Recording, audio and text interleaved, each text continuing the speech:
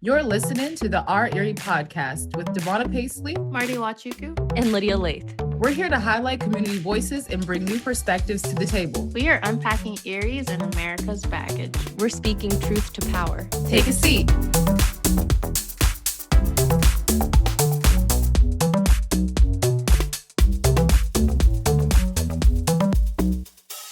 Hello, everybody. Welcome back to Our Erie. We are so excited. We have some guests with us from United Way of Erie, who also happen to be our beautiful sponsors of this podcast season.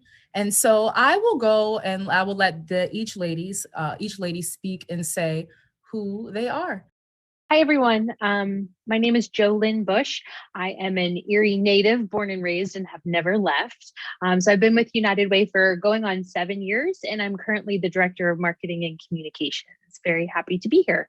I guess I'll follow JoLynn. Hi, everyone. I'm Laurie Root. I'm the Senior Vice President at United Way of Erie County. And I, a little bit different from JoLynn, I'm a boomeranger. I grew up in Erie, but went away for quite some time, lived in DC, but have come back and I'm very happy. I've been with United Way for 10 years. So, and I'll bump it over to Katrina. Hello, thank you for having me. My name is Katrina Bird, and I'm the Community School Director at Strong Vincent Middle School. I moved to Erie, Pennsylvania 4 years ago from Brooklyn, New York. And I'm Caitlin Falk. I am the Community School Coordinator over at Strong Vincent and work very closely with Katrina. I, too, am a transplant. I'm from Buffalo, which is not too far away, but definitely a different culture and flavor. So there's been some culture shock coming to Erie, but I've been here 8 years and I love it. And I'm happy to really be planting roots here. So I know that one of our first questions that we wanted to dive into with you folks, and I'll just let you all decide who wants to answer, who feels, best equipped. But we know that United Way's mission is to address poverty in Erie. And one of the ways it seems that you all do a lot of that is through school and particularly through improving literacy in Erie. And I'll admit for myself, I didn't immediately see that connection of how that relates. And I'm sure there are a lot of people that don't see that connection immediately. So can someone explain, what's the connection between poverty and literacy and how do you see those kind of relating? I'll take a first stab at that. And JoLynn and Katrina and Caitlin, please pop in. So United Way of Erie County has really done 180 in the past several years. We have completely shifted away from the old transaction model, which was really more of a pass-through model of being the fundraiser for the community and then giving it to other groups, agencies that were doing terrific work. But the problem was we weren't making any long-lasting changes. I mean, we still have this awful cycle of poverty in our community. And so it was a real wake-up call to us is, if we were starting from right now, would we be doing what we're doing? And we said, no. So why are we doing it? So we put a lot of thought, a lot of research into what impact with our limited resources in the community could we have to make positive change and start with what is bringing our community down. And one of the main things is the high rate of poverty in our community. So we said, okay, let's focus on poverty and great. Well, what does that mean? What are we going to do to address it? And again, it's no secret, really, education is the key to breaking the cycle of poverty. And when children get a good education, you've given them the keys to open up the doors of opportunity for the rest of their lives. And so within education, we're like, okay, well, if we're going to focus on education, what are we going to do? Well, literacy is the foundation for all education. I mean, everything really depends on being proficient in literacy and reading. And so we started really with the Imagination Library, which is a free book program for children from the time they're born till their 5th birthday. And just getting the books into these little hands and encouraging reading was so important and impactful. But then, we were still continuing to research, what's the big thing that we're going to be doing? And that's how we landed on community schools, because community schools, quite frankly, level the playing field. It should not matter what zip code a child lives in. It should not matter what their home environment is. Every child deserves to have the opportunity to excel and soar in school and be successful. And so that's how it was a journey, and it took a lot of research, and it wasn't easy, and change is not easy, and sometimes change in Erie is particularly challenging, and not well received. But I think that we've gotten to a point where we have a lot of support, and I think we're definitely on the right track. Right quick, Laura, you said something that was really key when you said get the books into little hands. So that would tie into us as a school, because not, a little 2-year-old, he or she cannot read. So it's on the parents now to get parent engagement into this piece now, to get parents involved, because they ultimately are the ones who are reading these books to the kids. And at our school level, one of the things we struggle with is parent engagement. But we've been a middle school, as you guys know, Strong Vincent High School turned into a middle school. Let me know if I speak too fast. That's just that Brooklyn girl in me. We kind of speed. So if you do one of these, I know to slow down, especially when I get hyped about something, I get passionate. I just start speed talking. Wish I could speed walk, but I said speed walking. So one of the hardest things we have is getting parents connected to the kids through engagement in the school. So with Gannon being our lead partner, the way the community school model is set up is we have a corporate partner, which is Highmark, and our lead partner, which is Gannon. So Highmark is like the funders, and Gannon is our resource. So Gannon is a university, they have multitude of professors and students and so on. So we are now merging together to bring their resources onto the campus. Before COVID hit, we were going to launch programs for parents. Computer 101, how to do a resume, how to job hunt, and so on, with people from Gannon to do it for us for free. So our key thing at Strong Vincent is to get more parents engaged. If parents are excited about education, it's going to transform onto their kids. We have an amazing program called Feeding Minds and Families. It's a STEM program where the kids learn a STEM activity with leaders of the community that are doing the work already in their real daylight. They're not pretending. They're real scientists or whatever they do. And the second half of that is that we feed the families real food that Mets cater for us. And what we love about it is that you have different people from different backgrounds mingling together as one for the sole purpose of their children. And one of those opportunities, one of my parents, he didn't have a job. So just by him being himself and being talkative, he was talking to this other parent. She was like, oh, well, I'm hiring. Not we're hiring, but I'm hiring. Give me a call.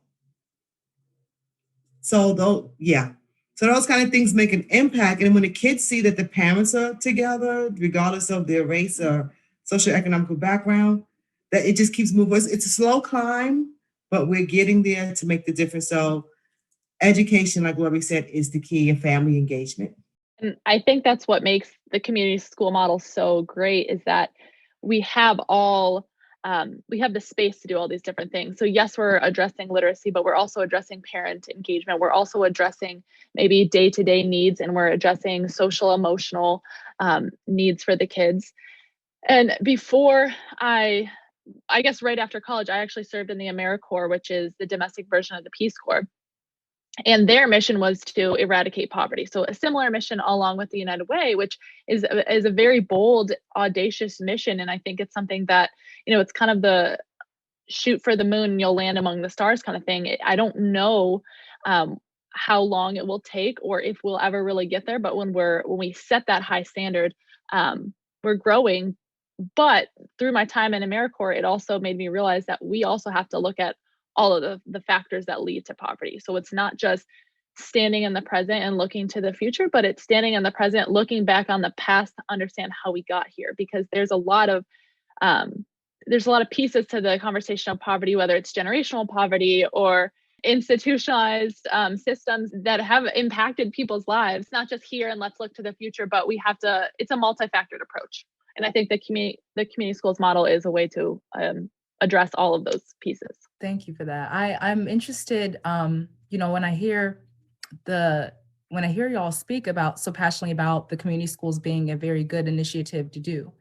I also am curious to know what some of those challenges though that y'all have faced. And going back to, I believe Katrina, you said that actually I think that we all were agreeing to either Katrina or Caitlin about how people in Erie don't like change. Change is not easy. That's a very hard thing. So I wonder, what are some of the challenges that y'all faced in doing this transition of creating a community school base and having more people want to collaborate with you? Because I mean, you guys now have collaborated with GAN, and like you, Katrina was talking about, there's been LECOM. And so like, what have been some of those things that you faced? Fortunately for us, which I think is a huge plus, it was scary for me to begin. I was here for literally like 90 days at Emerson Gridley, and the word came down the pike like Emerson Gridley was closing. You gotta be kidding me. I just moved here with my suitcase and couch and 2 dogs, and they're closing. What the hell am I supposed to do now?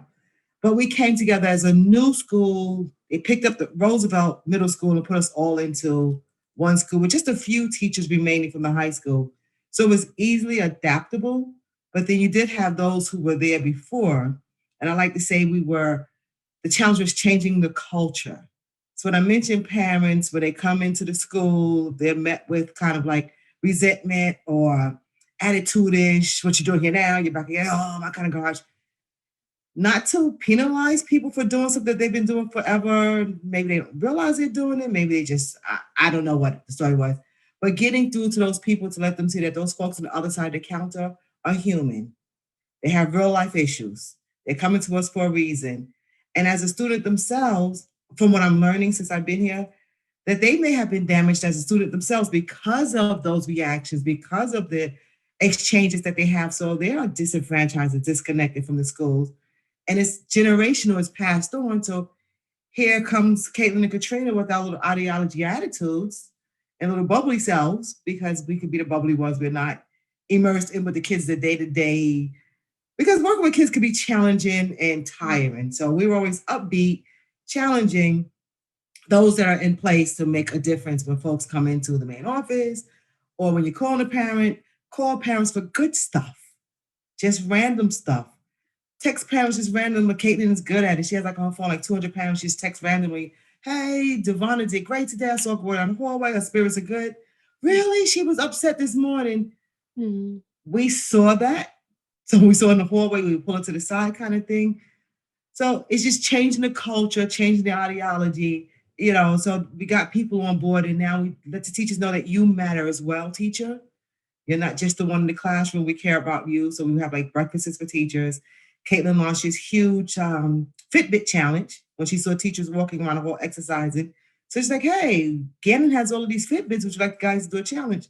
So out of our money, thank you, United Way, for providing the funds, not specifically for that, but just United Way funds in general. We were able to give them prizes and buy them lunches for the one who walked the most and the one who did this, and to let them see that we see you as well. We see you working hard. So it's a collective effort, not just the students, not just the parents, but the teachers and staff, even the custodians.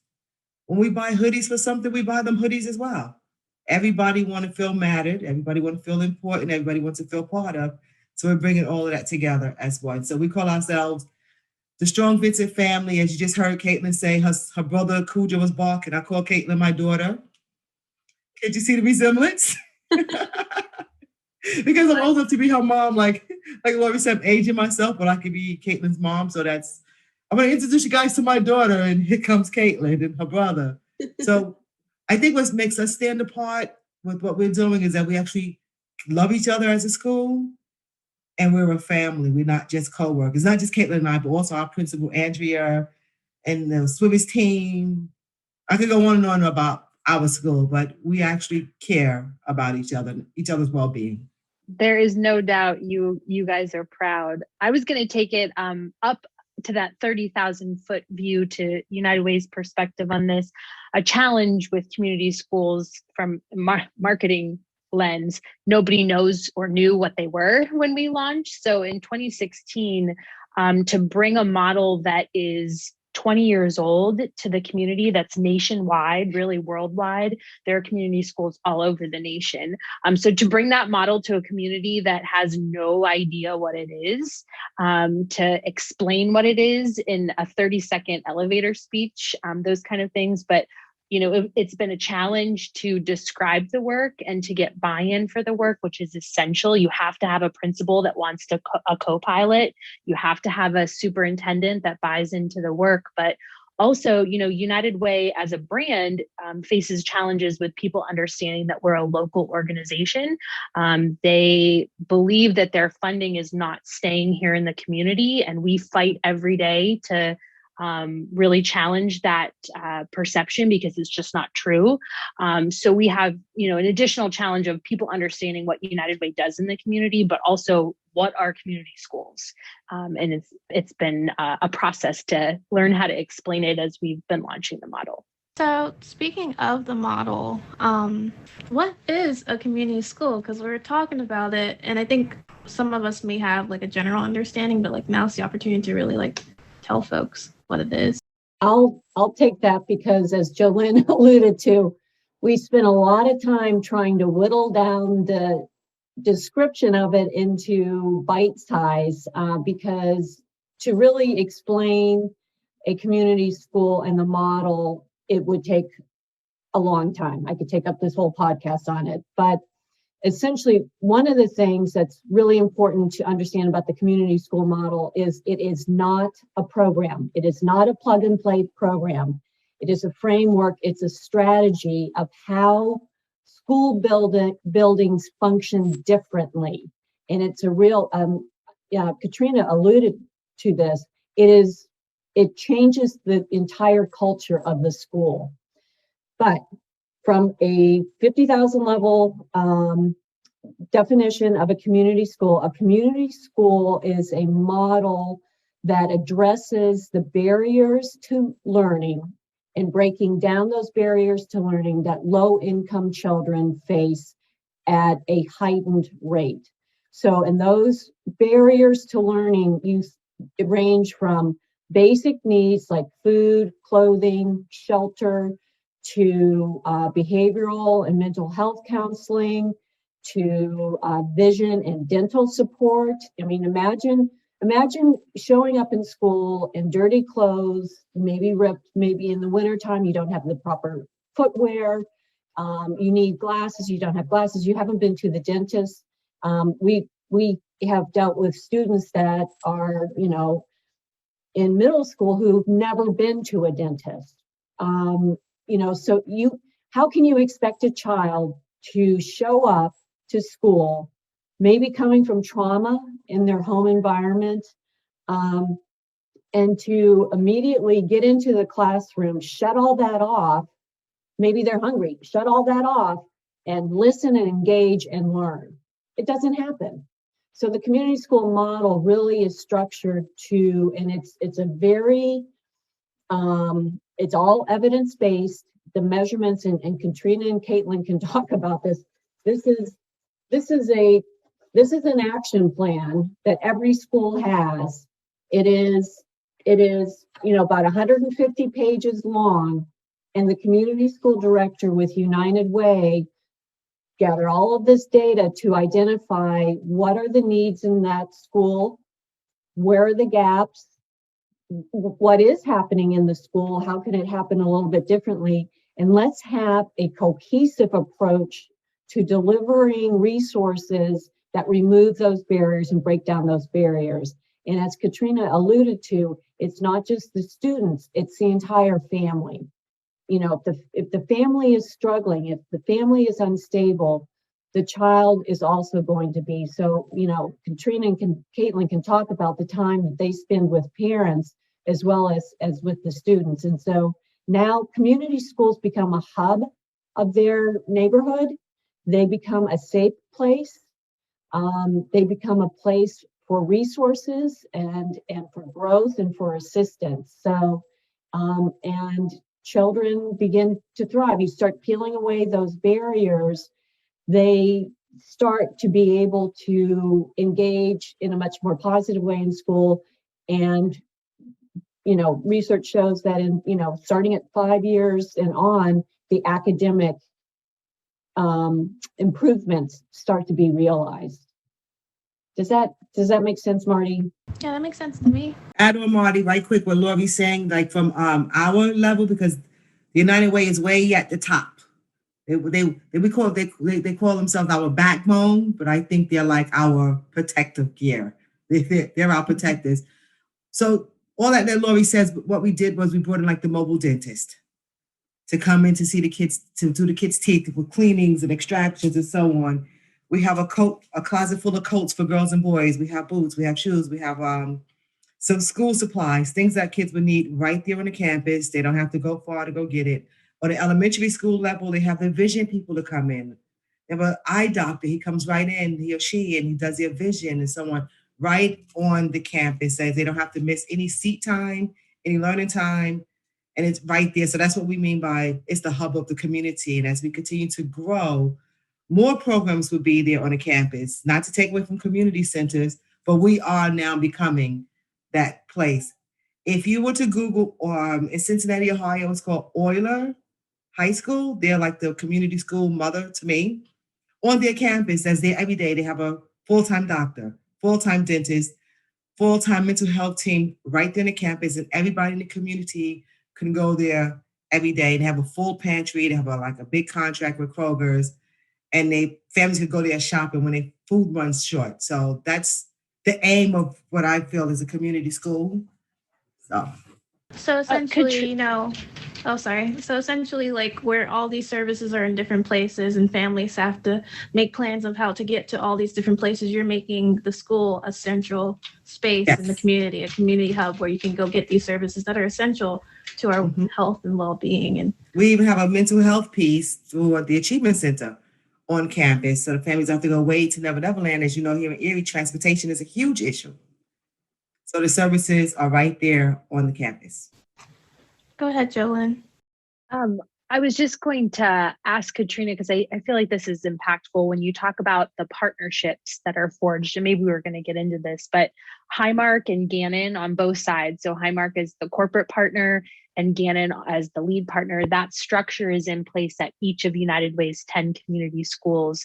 And it's why we invited Caitlin and Katrina here with us, because they have some really great, examples and just experience now with the model to talk about the partnership. So I don't know if you all have any meaningful partnership connections that you wanted to share, but I know Highmark and Gannon have just done some amazing things as partners. There was one time, sorry, Caitlin, if you want to speak, one time when the district, sometime in August, whatever it was, they did these physicals for sports. But parents missed it. Now the sports time is like, oh, well, you should have went there in August. Too bad. It's like months later. So I called up our corporate partner, Highmark, and said, hey, do you have a doctor that will come down to the school? I got myself in trouble, but I'm learning the area. It's better to do it, ask for permission later. To ask if there's a doctor that could come here with the parent permission on campus to see these kids. And within 2 days or so, they sent the doctor out. He did a little examination, and all the kids go to play soccer. And it was some of our students that are our L students, and the parents don't speak much English. These forms that were going home, they couldn't read it. They didn't know what it was. So the kids would have missed out on an opportunity, but Highmark was on it. And they sent the doctor right there. And I think the power of those partnerships that we have is it truly boils down to relationships. And that's the thing that I harp on the most is authentic relationships. So not just transactional relationships, trying to see what you can get out of people or what they can get out of us. For picture and data purposes, but for people that authentically are our friends. And I think coming from Gannon, so prior to coming over to Strong Vincent, I'm still a Gannon employee now at Strong Vincent, but I was at Gannon for the past 3 years before I started working at Strong Vincent. And so I have a lot of friends there, and I know a lot of people. So when we have an idea where we want something like, hey, we want some of our student athletes from Gannon to come in and do something with our SV students. Well, I know the coach personally. I can call him up and see if he has any athletes that would be a good fit. And I don't have to, I guess, mince words, where I can say like, hey, we're looking for engaging students. We don't want any of your boring students. We want the students that are going to come out and play with our kids. And just other things. We had this amazing program called Junior Chef that is like probably the #1 program that our kids have loved so far. And it was run by my people, my friends from my church, and they have committed to Strong Vincent for other reasons. It's not just because of me. Obviously, they're in the neighborhood of Strong Vincent, but because we have a friendship, we can talk about deeper needs or deeper things, or if there's something going on, it's so easy to say, hey, here's something that would be beneficial to us, or hey, here's how you can change the program a little bit so that it better fits our students. And I think authentic relationships with our partners is key, because when you have that, like Katrina said, we love each other. We love our partners. We are friends with people. And that's how I think things get done, is when you love each other. People use the term, they like to throw it around, building relationships. We say we have built trust with our corporate partner, our lead partner, and as our parents. A lot of our parents are Caitlin's age. So they see Caitlin as an equal, as a friend. Caitlin doesn't have any children, so what does she know about parenting, kind of thing. But then they see me as kind of like the mother, the grandma. So what we're telling them, we're telling you for your own good. And they believe us, and they listen, and they follow through. So we have about 300 parents under our belt that parents would just follow us like the Pied Piper. Where we go, they want to be there as well. So we have built that trust. And Caitlin also works deeply with our West Bayfront. And we don't just do this job. This is our passion. It's not just a job. And Caitlin and I both live in the community with our families. We live right here. That's huge. We see our kids every day. We see our parents. We live right here. As I call it, my Erie hood, right here with the kids. That's powerful. I think that's what's key, because we have that trust, when we are referring parents to programs, we want to make sure those programs are safe places, are non-judgmental places, are places that are really, for our students to flourish, and not for them to just kind of feel like another number or feel like a statistic or something like that. So we kind of vet those programs or those people closely, because we would never want to refer our students who love and trust us to something that could be either damaging or take advantage of them. So that's part of the key about building trust that Katrina said, is everything. We have a conversation almost daily where we are checking in with our intentions and with different partners' intentions, because we really want the best for our family. Well, I think this relates to something that we had talked about outside of this conversation as a concern or a potential pitfall that I think you all are addressing right now, like really perfectly. But I'll just bring it up because I'm sure that it's been a concern for some folks, but maybe not. So people can correct me if I'm wrong. But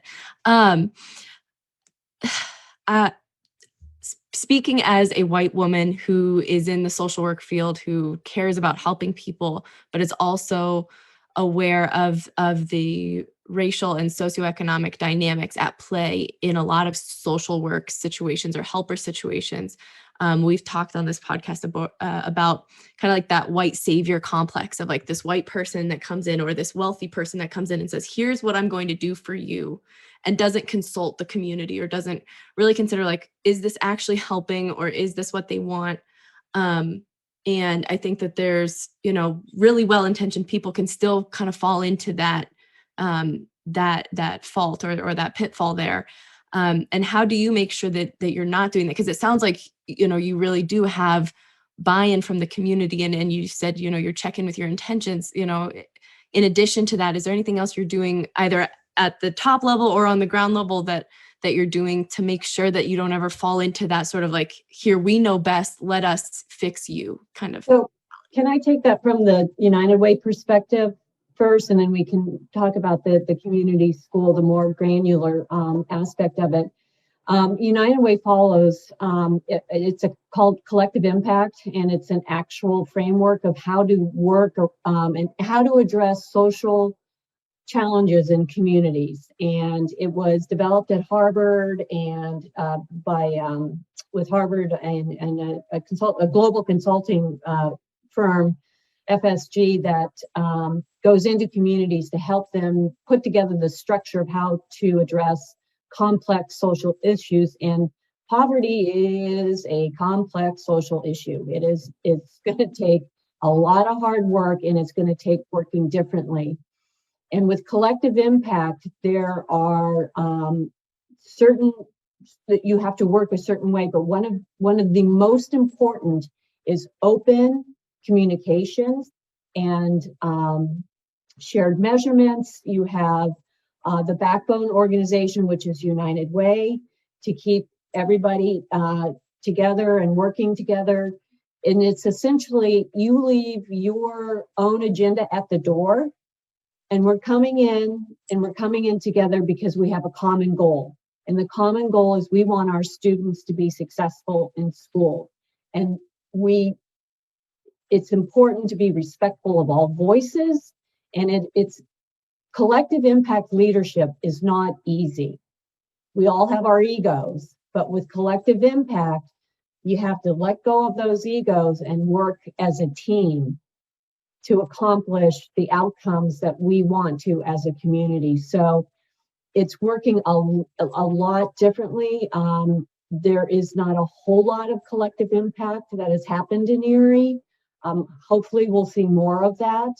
I think we are seeing signs of it, but really, and Caitlin and Jolyn and Katrina can talk about, the importance of it at the community school level, but each community school has a community school leadership team.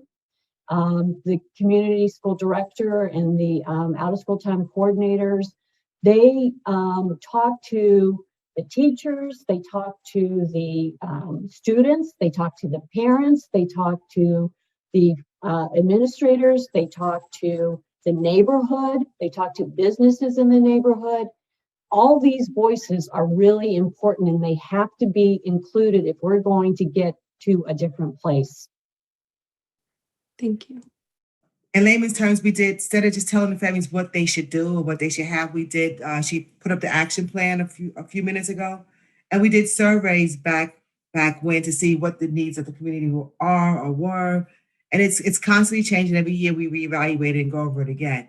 But to speak from a person of diverse, I'm loving this forum here because I see two other women that look like I do, and it's encouraging and it's empowering.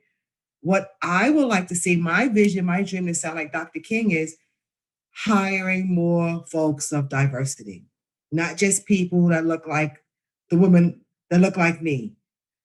For our L students, our Asian students, and across the board moving here, and it's all across the board, there's just one or two, if any, at a lot of these meetings that I go to, and that's disheartening. It really, really is. And to change the mindset of some people. In an email just the other day, a woman referred to, like she said, I don't know if I was supposed to get the email, but I was in it.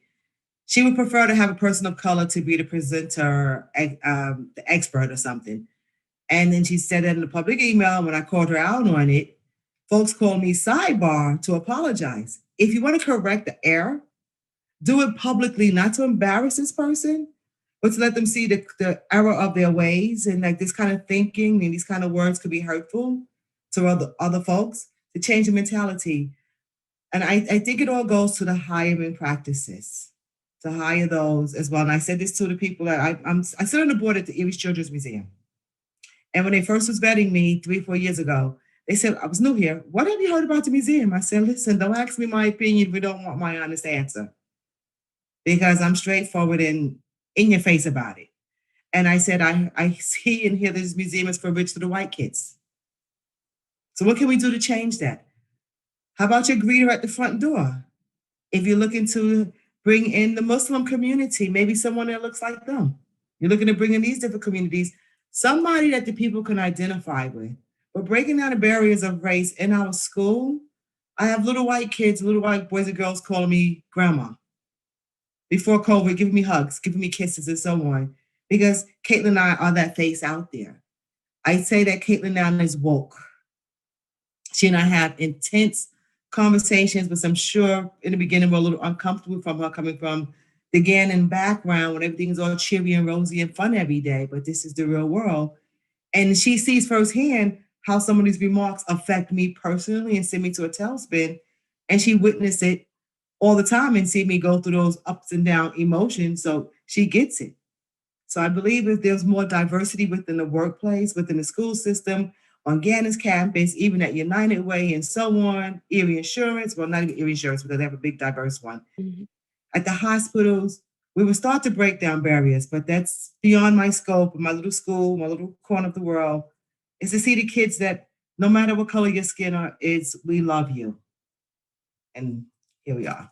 I'm listening to everybody and I'm just like, wow, my mind is spinning with so many things right now. I can't even. Okay, so this is a comment to pretty much everything that you all said. What I'm hearing is it's still being a systemic issue. I'm going to go to the collective impact thing in general. So collective impact was actually coined, the term was coined, not coined, I should say, but that was by, and I was just researching it, Mark Kramer and John Kania. And we have to understand, I don't know if these men are white or not, but I understand that they've created a system and a collective way to do an approach to add to, community consciousness and whatnot. And I respect it. But I think that what we all still struggle with and all these great things that are happening for our city, for America in general, we're still under the system of white supremacy and patriarchy. And when we can't, change cannot, yes, it can happen at the very small level, but until we change the systems, we will have these issues of lack of diversity. We will have these issues of the things that you were just talking about, Katrina. So I love that United Way is doing this because we in our community need this collective impact, but it's not brand new because feminists have been doing this for years. The Black community has been doing this for years and centuries. So when I hear about some of these new things that people are adding, I'm like, these are things that have been taken from communities and then restructured from Stanford and Harvard because they're prominent school. What are they? They're very prominent schools that get a little bit of appeal. And this is just my thoughts. I'm just thinking about all this, right? That's interesting that we're still struggling with the fact that there's these systems that lack diversity at the very top.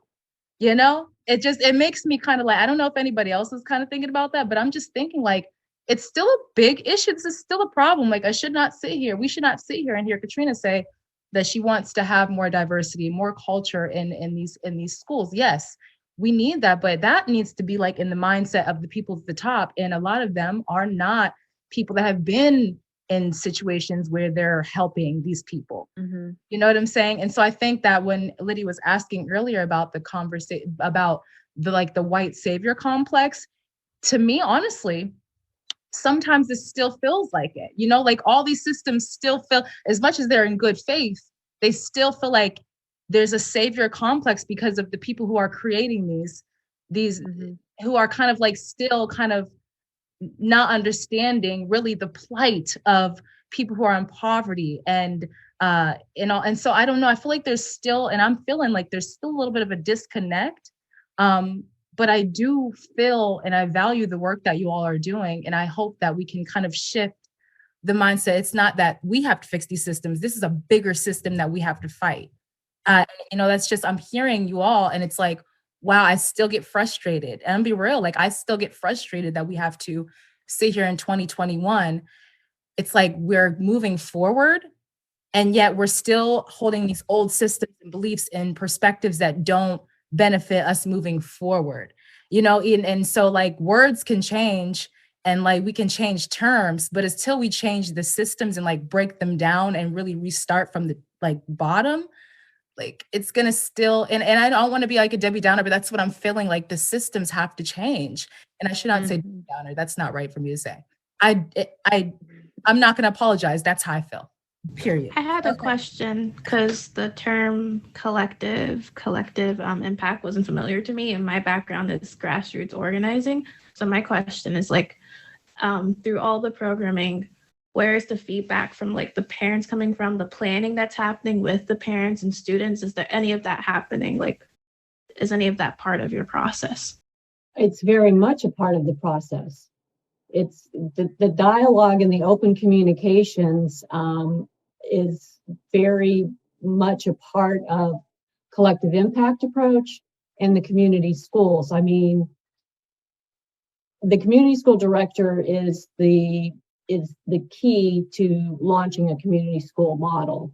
So that community school director goes into the school building, is not on the school district's personnel. They're, hired outside of that.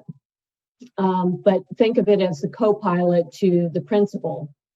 So the principal and the teachers and the people in the building have had to deal with increasing challenges and barriers that these children are facing and are getting pulled in 1,000 different directions. The community school director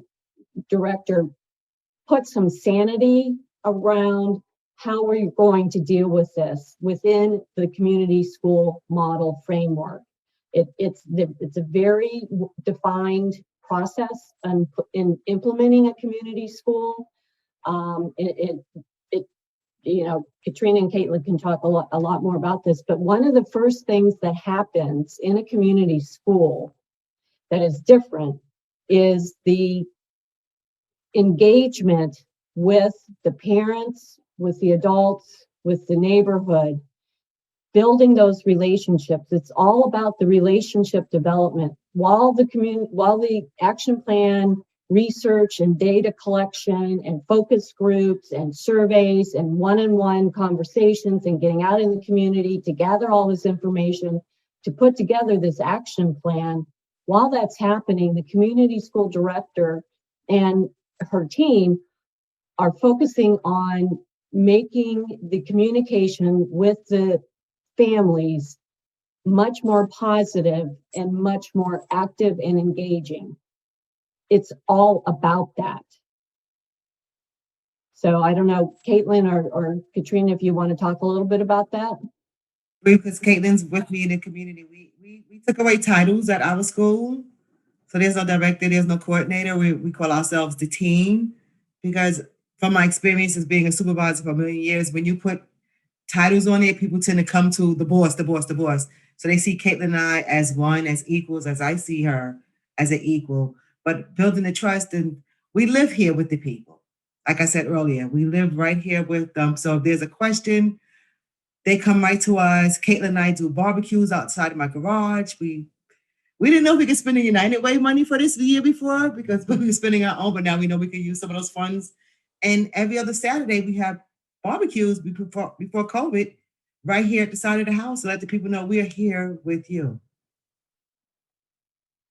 And I think I just want to commend you guys for bringing this conversation up. I have been listening to the podcast series, and I think that you guys are diving into the topics the conversations that need to be had. And so I think the conversation or the question around, am I trying to be a white savior as a white woman? Like, that's something I think I have to check myself on daily, because I've also always worked within the nonprofit field.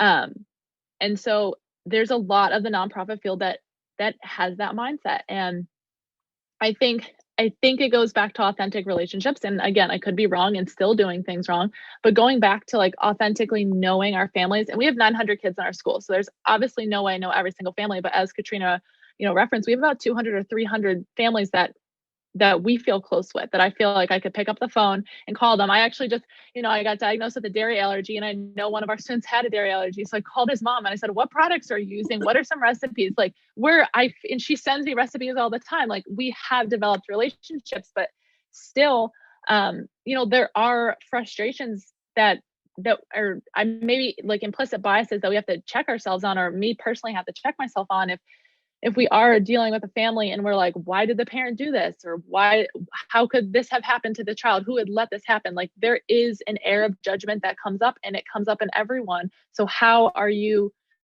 recognizing it, pushing it aside, and embracing people with love and respect? It's you have to acknowledge that. And when you don't acknowledge it, I think that's when the white savior part comes in, where it doesn't know, like, this is the right thing to do. And I think we do have to check partners on that too. And that's why I said we referenced that we want to vet partners, because I think that we do experience toxic charity. And it's difficult, because it's like, we're grateful that you donated this item or you donated this stuff, but like, maybe what we really need is people who want to invest their time and energy in getting to know our students and not just giving things. But do we turn those things away because they are still needed? So I don't know. It's a daily conversation. Katrina and I probably spend at least a half hour each morning just checking in on like our thoughts and our feelings, and how race and socioeconomic status and the power dynamics of white supremacy and capitalism, and like I think we have a good, I don't know, social justice powwow every morning. I shouldn't say powwow, a social justice check-in every morning, because it's crucial to our work. And if we don't do that check-in, like, we could be running loose in our own vein. I don't know. Yeah. Wow. And how powerful. I mean, and it seems like all of you, from your different perspective, right? Like at the different levels with which you view this program, you are doing elements of that sort of self-reflection, whether it's saying, okay, why did we do it this way? We need to assess and change the way we're doing it. Or how am I doing this today? Why am I reacting this way? I mean, as someone that does like trauma therapy or trauma work a lot of the time, and training around that, like checking ourselves and our reactions to say like, yeah, maybe I just don't have a full picture of what's going on in this person's life is pretty powerful. So confident in saying, like when I said earlier, the United Way is our backbone, but also our protector. Had I shared that email, my experience with Lori or Mike at United Way, that they would have taken action. I'm like, you know what, this is somebody, even though it's via another outlet coming through them, through our students, that's how they're connecting with our students. Well, through Gannon, I'll just put it out there, through Gannon, that United Way would have been like all over it. Not in a nasty way, they're more political than I am, that they would have addressed this on my behalf for me. I feel confident in saying that.